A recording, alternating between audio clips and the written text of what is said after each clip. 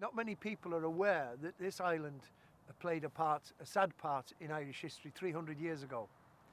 In the year 1691, after the Battle of Aughrim, the remaining Jacobite soldiers were taken to this island and imprisoned. Sarsfield fought for the King of France, and many of his followers joined the Irish Brigade in France.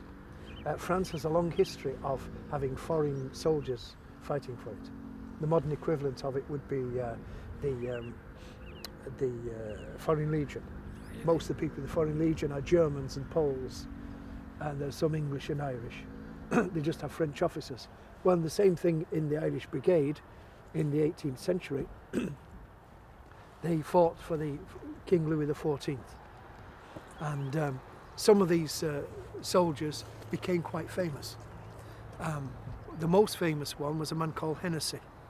Patrick Hennessy, when he retired from fighting in the wars in Europe, went to live in a place called Cognac. And you vaguely think, Cognac, now that rings a bell.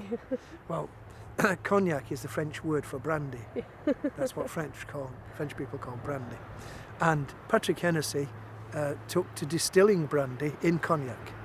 And his company still exists, probably the most famous brandy company in the world, Hennessy and Company. Yeah.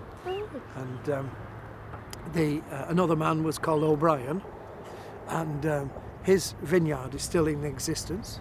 And you may have seen bottles in the shop with Hautbrion written on it, O'Brien. And this is the very fancy French way of saying O'Brien. Okay. You know, so it's even possible to make an Irish name sound sexy. Yeah. O'Brien. O'Brien. Who would have thought an Irish name could have sounded so romantic? Of all the names. Monsieur O'Brien. About 15 years ago, I had the great pleasure of meeting Madame Hennessy, who at the time was 98 years of age.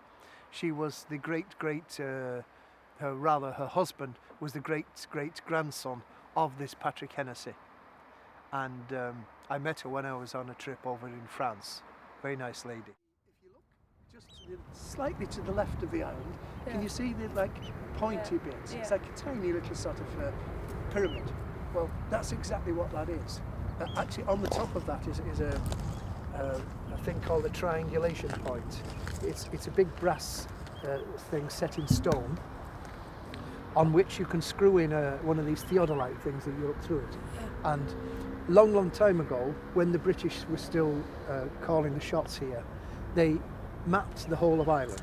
And one of the triangulation points they made on the top of that point on the top of the island. Oh, nice. And from that, you can see all the different points, all the way from Wexford, all the way to Northern Ireland. You can get a fixed points on all of the peninsulas.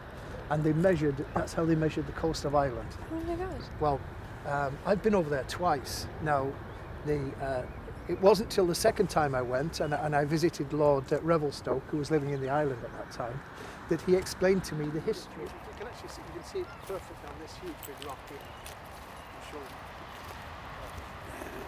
Now look at this here. You show me where the intrusive volcanic activity happened on that piece of limestone. That's it. You learn something new every day. Yeah.